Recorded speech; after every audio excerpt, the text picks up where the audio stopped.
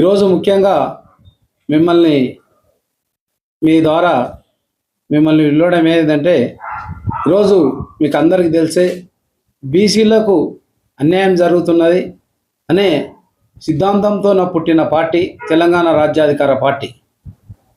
ప్రతి సంవత్సరం బీసీలకు ఏదో విధంగా కొన్ని వేల బడ్జెట్లు, ఇప్పుడు 2004 నుండి 2014 నుండి చూసుకుంటూ పోతే ఇప్పటి వరకు కూడా 11,000 చిల్లర పైచిలకు 11,000 చిల్లర కోట్ల పైచిలకు బడ్జెట్ కేటాయించారు.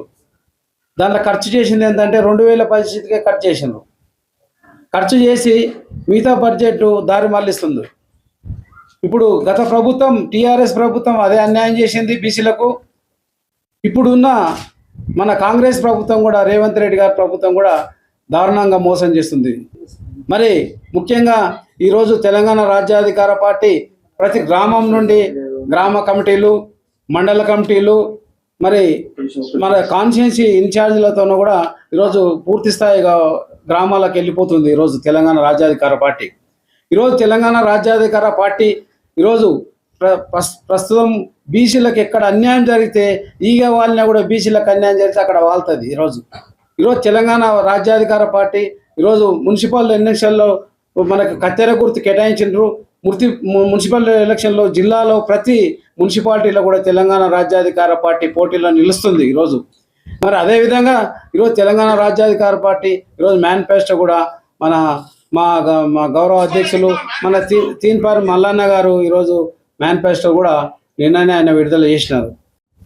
మరి దీనికి వ్యవస్థాపక అధ్యక్షులు తీన్మార్ మల్లన్న గారు మరి అహర్నిశలు బీసీల పట్లనే ఆలోచించేటువంటి మహానుభావుడు.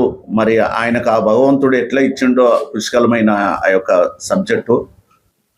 బీసీల సంక్షేమమే నా యొక్క జీవితము, నా గుండె. బీసీలకి ఏ చిన్న ఆపద వచ్చినా నా గుండె ఎప్పుడు కొట్టుకుంటూనే ఉంటుంది. మరి నేను బీసీల గురించి, మనకు జరుగుతున్నటువంటి అన్యాయాల గురించి మనం ఒక పార్టీని పెట్టుకుంటేనే గనక, మనం ఆ పార్టీని బలోపేతం చేసుకుంటే గనక మనకు అనుకునేవి సాధించుకోలేము. ఇప్పుడు అడుగుతారు ఏదన్నా మనకు సంక్షేమం గురించి బీసీ వెల్ఫేర్లో అడిగినాం అనుకోండి, ఫండ్ లేదండి అని అంటారు. మా మూసి పరివాహక దాని డెవలప్మెంట్కు 1,00,000 కోట్లు అయితే వాళ్ళకి ఈజీ వెళ్తాయి. మరి ఆ 1,00,000 కోట్లు మన బీసీలో గనక మన సంక్షేమం గురించి మరి వాడినట్టయితే ఆ ప్రభుత్వాలకు ఏదైనా ఒక క్రెడిట్ అనేది దక్కుతుంది కదా. బీఆర్ఎస్ ప్రభుత్వం 10 ఏండ్లు మన బీసీలను పీడించుకొని బతికింది, సంపాదించుకుంది. ఇప్పుడు వచ్చే పార్టీ కూడా, ఇప్పుడు నడిచే పార్టీ కూడా, కాంగ్రెస్ ప్రభుత్వం కూడా అదే కోవలా పనిచేస్తుంది.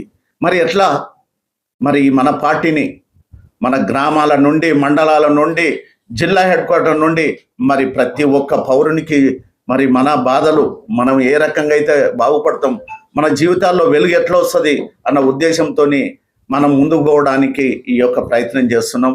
మరి మనకు మున్సిపల్ కార్పొరేషన్ ఎన్నికలు వచ్చినాయి. దీంట్లో బరిలోకి మన వాళ్ళు చాలామంది వస్తుండ్రు. మరి పార్టీలో కూడా చేరడానికి మహా మేధావులు అందరూ కూడా వస్తుండ్రు. వాళ్ళందరినీ ఆహ్వానించుకొని పార్టీ బలోపేతానికి మనమందరం కూడా, మరి మీడియా మిత్రులందరికీ కూడా బాధ్యత ఉంటుంది. మనం ఈ 78 సంవత్సరాల్లో ఏదైతే కోల్పోయామో మనం సంపాదించుకోవాలి.